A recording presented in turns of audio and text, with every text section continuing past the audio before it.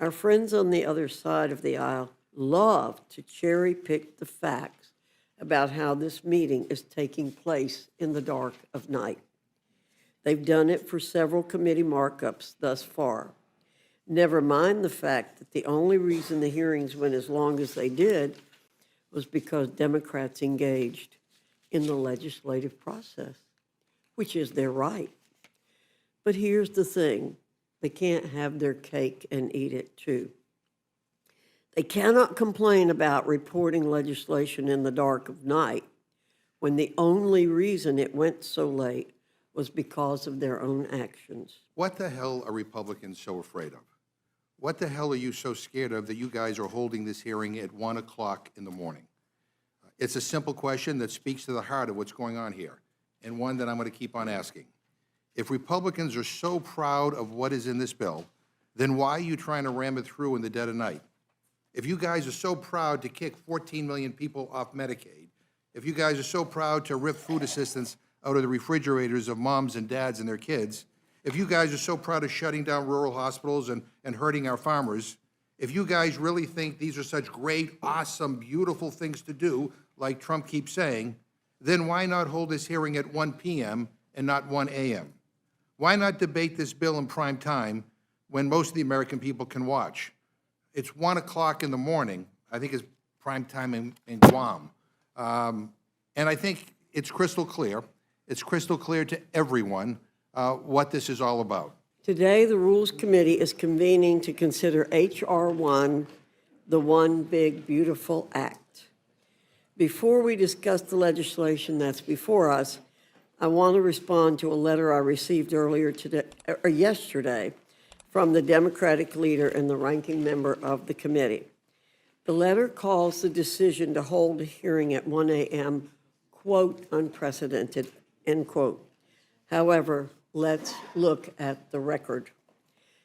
In the 110th Congress, Democrats held a meeting beginning at precisely the same time, 1 a.m., on August 2007, on the Children's Health and Protection Act. I was there.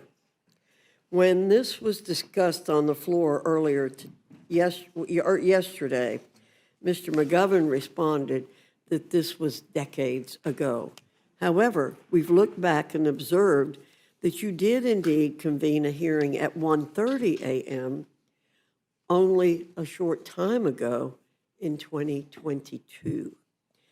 It was for an omnibus, in addition to a short-term CR. Once again, those who live in glass houses shouldn't throw stones. The Rules Committee has a long tradition of meeting late into the evening and reporting legislation long after most of America has gone to bed. It is our duty to advance the agenda of the House of Representatives, the people's house. Let's roll the clocks back to when Democrats held the majority in the 110th and 111th Congress. They reported legislation out of the Rules Committee well into the twilight hours. I know of what I speak. I was on the Rules Committee then. For example, H.Res. 587, 3:47 a.m., H.Res. 481, 2:09 a.m., H.Res. 597, 3:43 a.m., H.Res. 903, 2:25 a.m., and H.Res. 445 in the 116th Congress, 12:20 a.m. I do not think there's anything wrong with this. It is how the committee has operated when necessary. It has occurred under Democrat and Republican control. In this case, I do believe we'll be reporting not in the dark of night, but after the day has dawned. I encourage my colleagues on the other side to prove me wrong. Now, the chairwoman wants to pretend like meeting at 1 o'clock in the morning is business as usual around here. It is not. This is not normal at all. She had to go back 20 years into the archives to dig up a single example of rules meeting at 1 a.m. And I guess, is that supposed to be some kind of gotcha?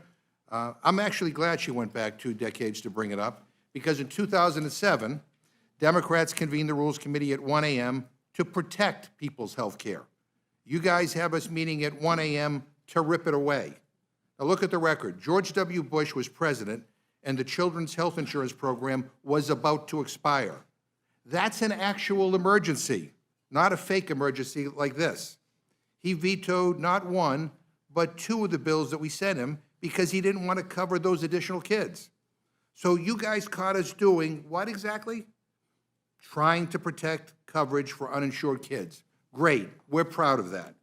There is no comparison here. This is a 1,000-page bill, for God's sake. 1,000+ pages, and you want to shove it through in the dead of night because Trump said, close your eyes and vote for it.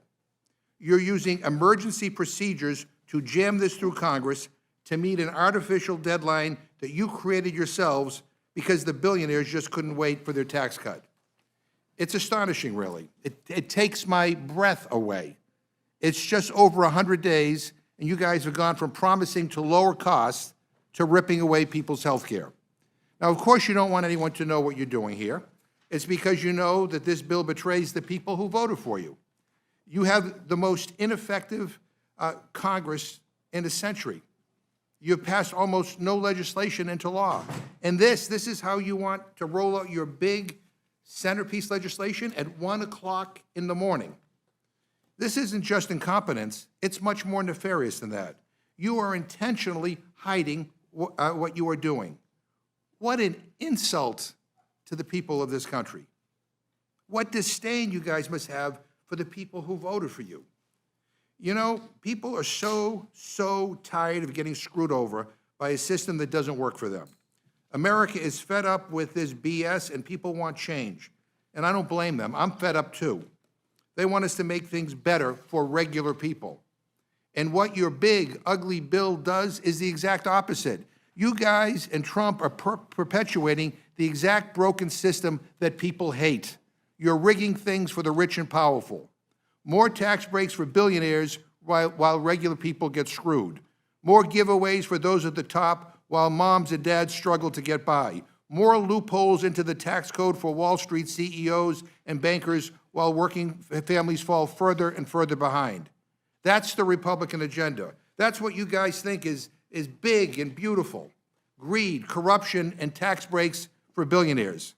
You want to steal from the wallets of working class people, steal from their ability to buy food and get health care, and then you have the nerve to claim that this bill is about cutting costs and reducing waste? Give me a break.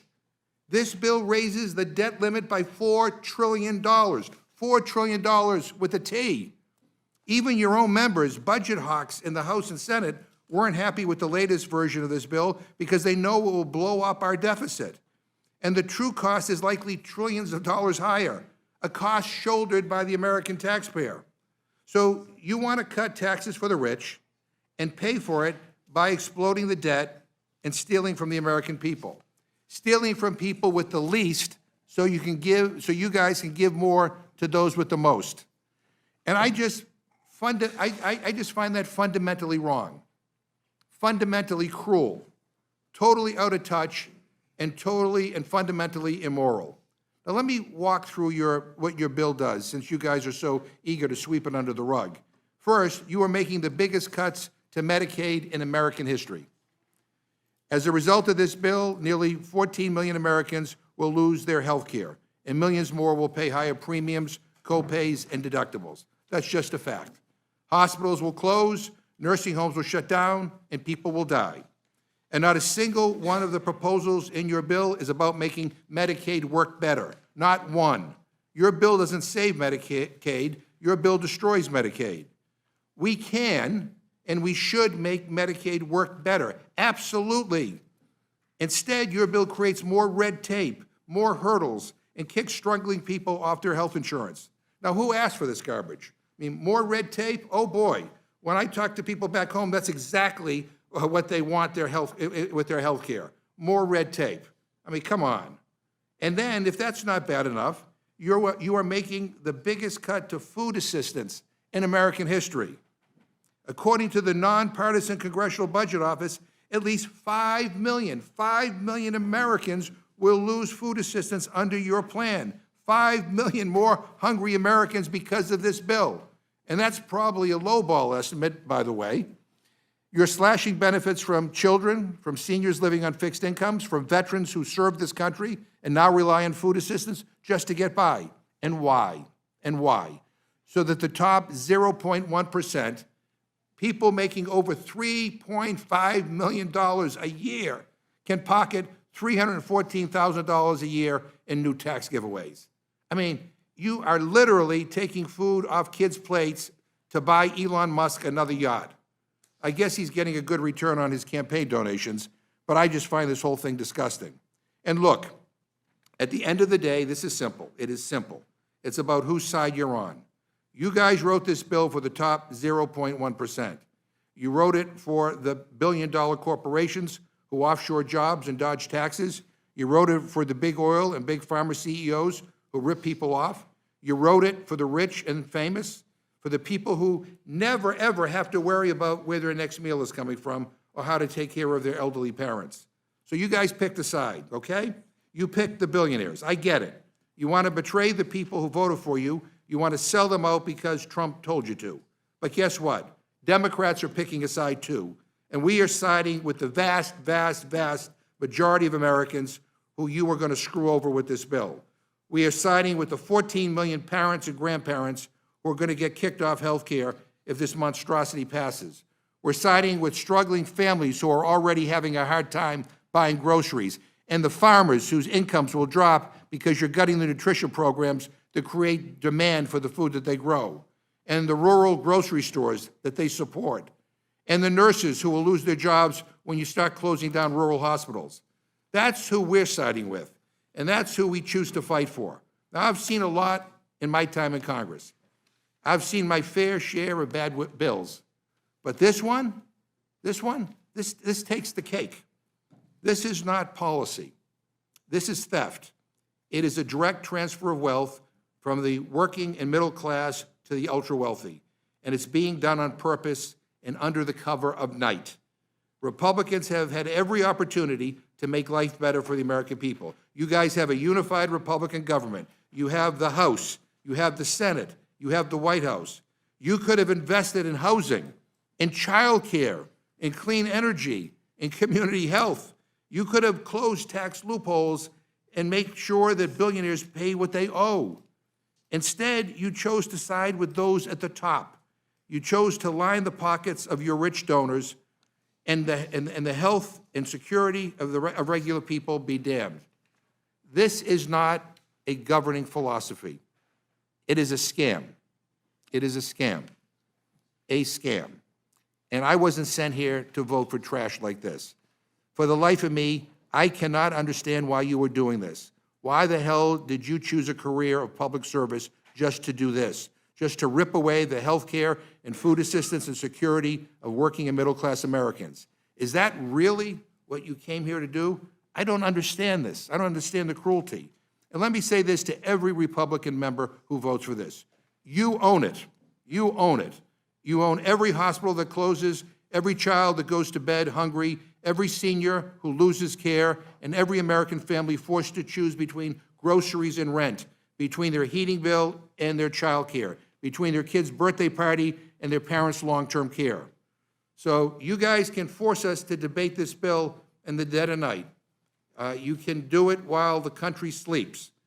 But the American people will wake up tomorrow morning, and I guarantee you they will wake up to how terrible your agenda is. They will remember this moment. They will remember who stood with the billionaires and who stood with them.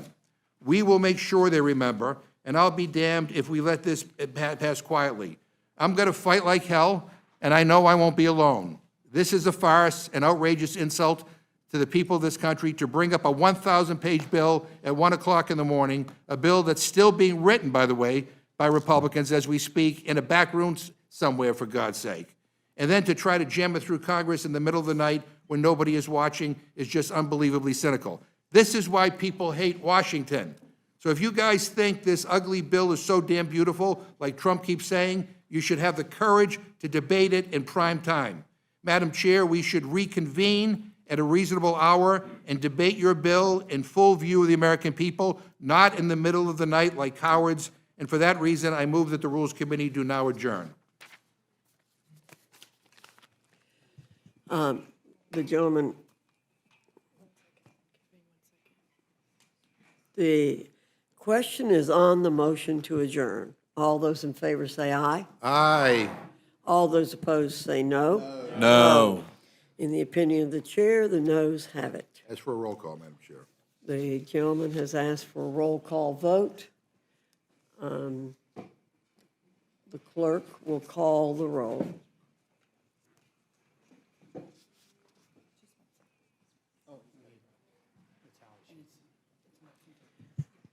Why don't you just let me call?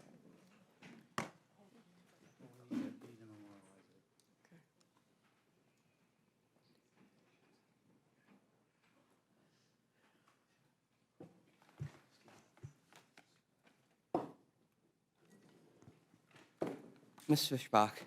No. Ms. Fishbach, no. Mr. Norman? No. Mr. Norman, no. Mr. Roy? No. Mr. Roy, no. Mrs. Houchin? No. Mrs. Houchin, no. Mr. Langworthy? No. Mr. Langworthy, no. Mr. Scott? No. Mr. Scott, no. Mr. Jack? No. Mr. Jack, no. Mr. McGovern? Aye.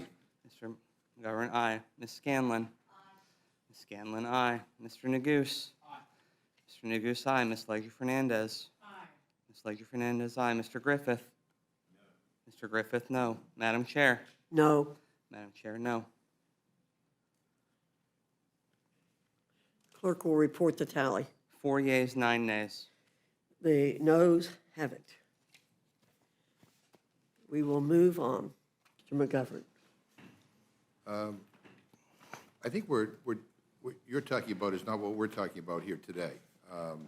We're talking about the Republican reconciliation package that is going to be jammed through this committee and rushed to the floor. And if I'm understanding the numbers correctly, the latest version of their tax scam, the top 0.1% stand to gain $255,000 on average in 2027 alone. That's $700 a day, every day. The people who make over $1 million a year will also get their pockets lined. On average, these millionaires will have an additional $81,500 per year, but pennies for everybody else.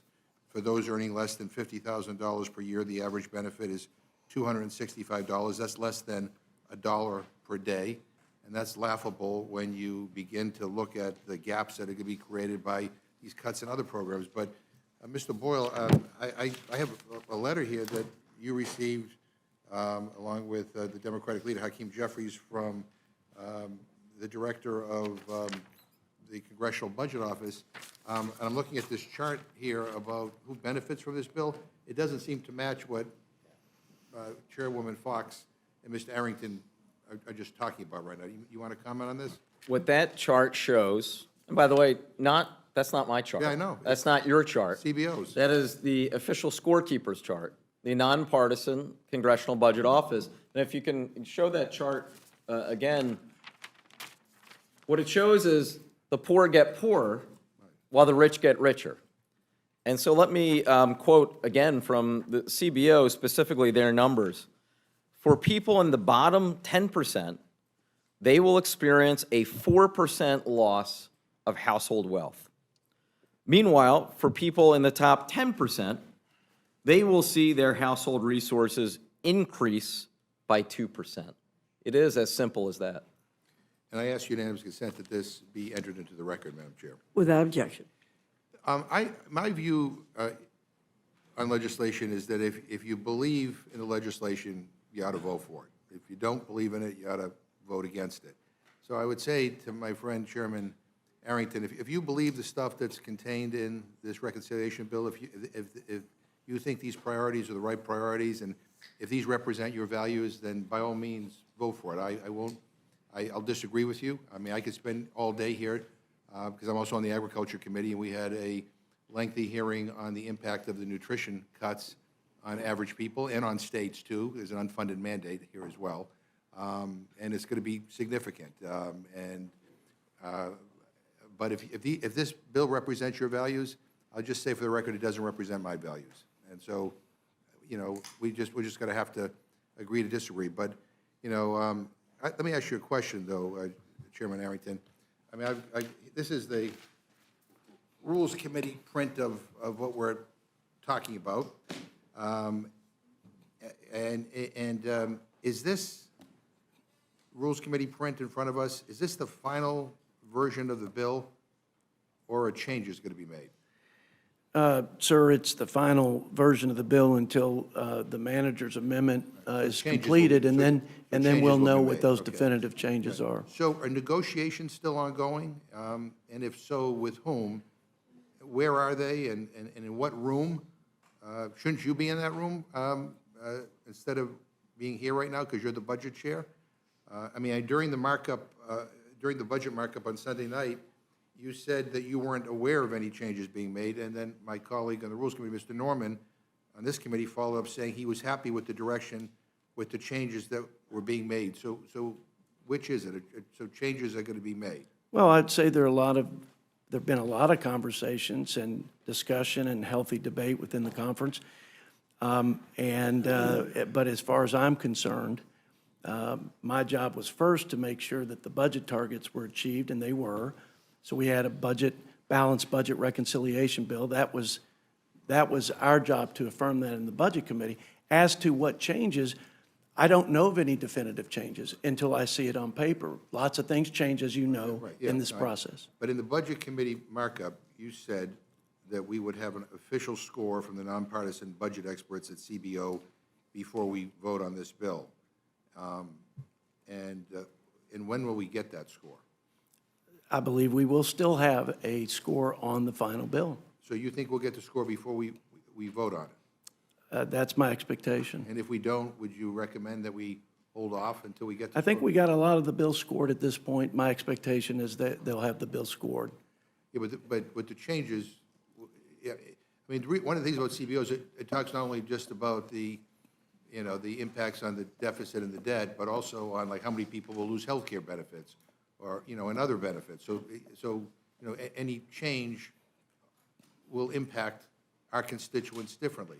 And so I guess I just want to, I mean, do you think it's okay for us to vote on this bill without knowing how much it will cost the American taxpayer or how many people will get kicked off of their health care? And, I mean, if you're saying we should, you know, we should absolutely have a final CBO score before we vote on this, I could live with that. I just don't, I want to make sure I'm understanding what you're committing to or not committing to. I'm committing, my expectation is they'll have all the scores, Mr. McGovern, but I think they know the various machinations and what that will do to ensure a certain number of people who receive, for example, Medicaid, who are in this country illegally under the policies of President Biden, and what that will change when we put prohibitions against taxpayer funded services going to be clear, illegal. I'm not looking for a prediction. I'm looking for kind of certainty about Yeah, what sure. we will be. Mr. Boyle, as you know, statutory pay-go, which stands for pay-as-you-go, is a law that requires tax cuts and spending increases to be offset, meaning that they do not add to the deficit. If at the end of the year, congressional legislation collectively violates pay-go, those deficit effects trigger across-the-board cuts to programs like Medicare. Does this bill trigger statutory pay-go? Yes, and it's not me saying it. It is the Congressional Budget Office confirming it as of a couple hours ago. And look, this is really the breaking news, because when the Budget Committee kicked off this process approximately 3 months ago, there was a commitment by President Trump that there would be no Medicare cuts in this piece of legislation. And indeed, over the last several months, there's been no discussion of Medicare at all. There has been of Medicaid, but not of Medicare. Well, here we are tonight because, as you explained, because of the size of the deficits, because of the pay-go or pay-as-you-go act, that would trigger sequestration of Medicare, and it would total over $500 billion. The official figure that CBO confirms is $535 billion in cuts to Medicare. And this bill doesn't waive statutory pay-go? No, it does not. So this will have a direct impact on Medicare and the federal budget, which is, again, I think a lot of people who are, who are not following this as closely as you are probably are not aware of and will be surprised to learn about tomorrow. Chairman Hill, as you know, military service members and veterans are disproportionately targeted and endangered by financial fraudsters. And the CFPB, whose funding Republicans are aiming to cut by roughly 70%, received nearly 85,000 financial complaints from service members and veterans in 2023. And the CFPB has provided $363 million in monetary relief from enforcement actions that involve harm to service members and veterans. Our colleague from Connecticut, Mr. Himes, spoke on an amendment in your committee that would prevent funding cuts to the CFPB from harming veterans and service members. I mean, this seems like a common-sense amendment to me,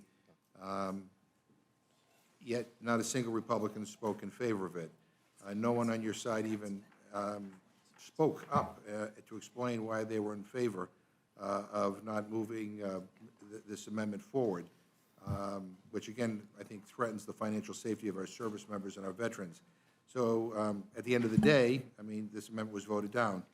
So I just want to give you an opportunity to explain why cutting an agency that protects the financial well-being of our service members and our veterans is a priority in this bill. I don't quite understand it. Well, thank you, Mr. McGovern. The plan that Republicans advanced in this reconciliation plan was to save mandatory spending, and it's our judgment, going back and looking at the history of the CFPB since its inception in the Dodd-Frank Act, that it could continue its core function and meet its statutory obligations at a 5% cap of the Federal Reserve's budget, which would be about $249 million this year, and that it could meet all of its statutory obligations in meeting what Dodd-Frank directed them to do, which is for large financial institutions and non-banking companies comply with consumer compliance. And we believe they can do that. Yeah, I'm hearing great concern about the impacts of these cuts, and what I worry about in a number of areas with regard to this bill is that cuts are being made not necessarily on the merits, but just because cuts have to be made. Ranking Member Waters, the CFPB has returned $21 billion to consumers over the last 14 years. If Congress proceeds to slash 70% of the CFPB's budget, a vital agency whose sole purpose is to protect American consumers in the financial marketplace, would the CFPB be still be able to fight for consumers and seek remediation when they are harmed with this kind of cut? Thank you very much for that question, Mr. McGovern. Absolutely not. The Consumer Financial Protection Bureau is extraordinarily important for consumers. I sat on the conference committee of the Dodd-Frank reforms when we created the Consumer Financial Protection Bureau. A lot of work had been done by Senator Warren and others.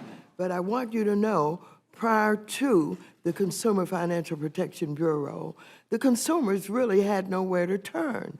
They had nowhere to really lodge their complaints.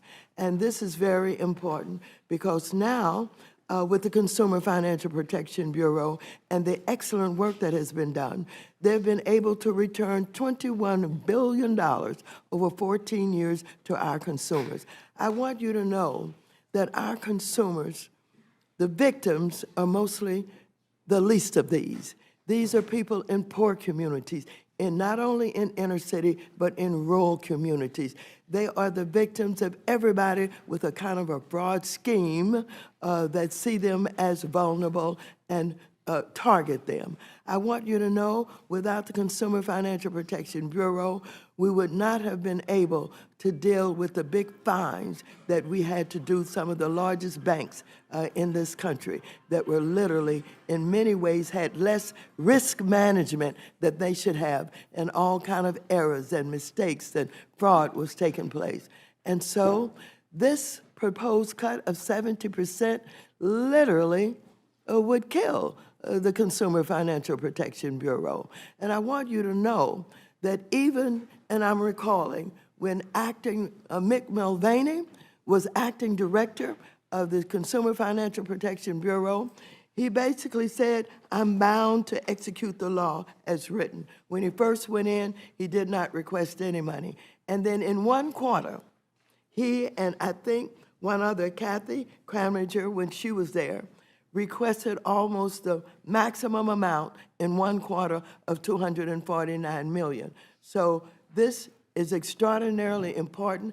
All of us, Democrats and Republicans alike, should care about our consumers, about our voters, about the fact that they need the money that they earn. Hard-working people to put food on the table, to pay the rent, getting ripped off in so many ways and nowhere to turn would be absolutely disastrous. Thank you. The oversight portion of this bill would reduce pay, pensions, and protections for current and future federal employees. The bill would force the federal workforce to foot the bill for tax cuts for billionaires and comes as the Trump-Musk administration is carrying out a cruel, full-scale assault on the federal workforce. The American people and the life-saving services they rely upon will suffer the most as a result of Republicans' efforts to purge the federal government of its dedicated, high-performing public servants and politicize the delivery of basic needs and services to our veterans, our children, and our seniors. Republicans also want to extort future civil servants into giving up their protections which serve the interest of the American people who want good government workers, not completely subject to the whims of whoever occupies the White House. Representative Lynch, what would the approximate financial impact of these provisions be on the average federal worker? You got to press your mic, yeah. If you add everything up, so the FERS annuity supplement would cost the average employee $54,000 in retirement income when they average it out over the 3 years that the average employee uses that for. Then changing the high 3 to the high 5 costs them another $16,560 over 20 years. And then finally, the converting new employees at will, unless they accept, and plus the added money that they have to pay for their pension if they want to come under the Merit Service Protection Board, it brings everything to over $106,000 over a 20-year career. Yeah, and Mr. Ranking Member, I just want to add your previous question about service members. Yeah. This bill eliminates the Office of Service Member Affairs, which is the CFPB department that really watched after. If you go to any of these Army bases, you get onto Fort Hood, outside the bases are all these money services and you know, their short-term loans, things like that, payment systems that are exploiting these young service members and their families. That office that used to protect them is being eliminated in this bill. And what would the effect on our nation's nonpartisan civil service be of effectively extorting new hires to become at-will employees? I mean, would we see the same level of nonpartisan excellence? It would gut it. So the estimate is that 75% of our federal employees, remember, these are new people coming into the workforce, they would reject paying the extra money for their pension and instead become, they would become at-will employees.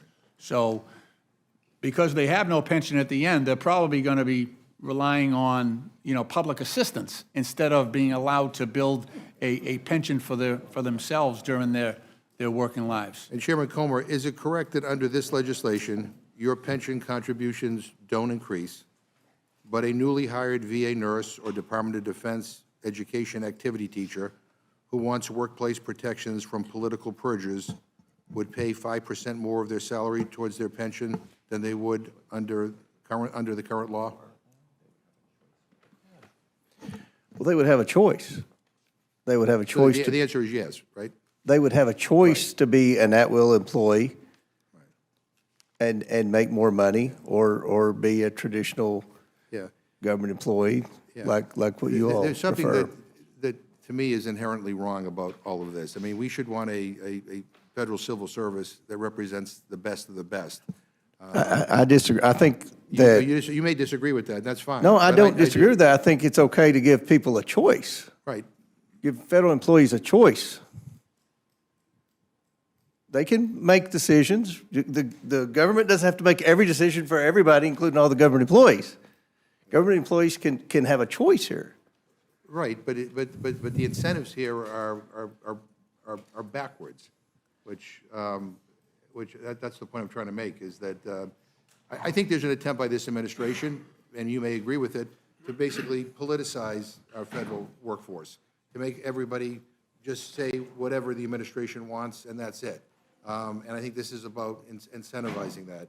But let me just say, my final, to Ranking Member Smith, from your time on the Armed Services Committee, it is clear that you understand the value of defense spending and investing in our military. Do you believe that an increase of $150 billion for defense over the $848 billion provided to the Department of Defense in fiscal year 2025, and with few guardrails, makes sense when the pay for is devastating cuts from essential programs for the American people like Medicaid, Supplemental Nutrition Assistance Program, which is SNAP, and student loan and grant programs at the Department of Education?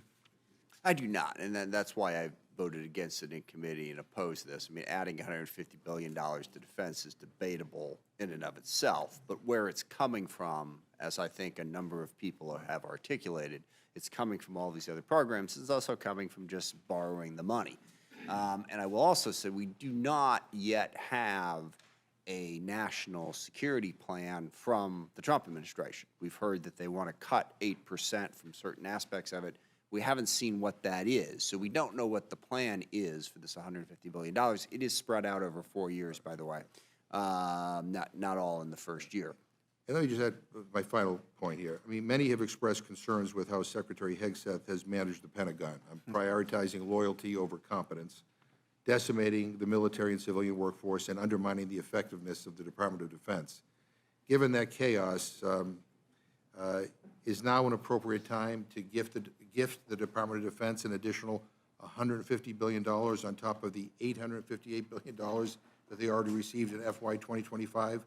I mean, do you have any concerns about this? I do, and I don't believe so. And that was a central argument that House Democrats made during the markup. We have seen Secretary Hegseth struggling to run the department well. I think it's up to like 5 of his employees have quit or been fired in the first 3 or 4 months. They've had highly critical things to say about the way the department is being run. Obviously, they don't know how to control secure information securely. And again, they don't have a plan in terms of where they're planning to spend. We don't even have an FY26 full budget yet. So, no, I don't think this department can be trusted with that. I want to thank all the panel for being here. Again, as I said before, this bill doesn't represent my values, and I'm going to be part of an effort to fight like hell to defeat this. This is bad for our country. I yield back.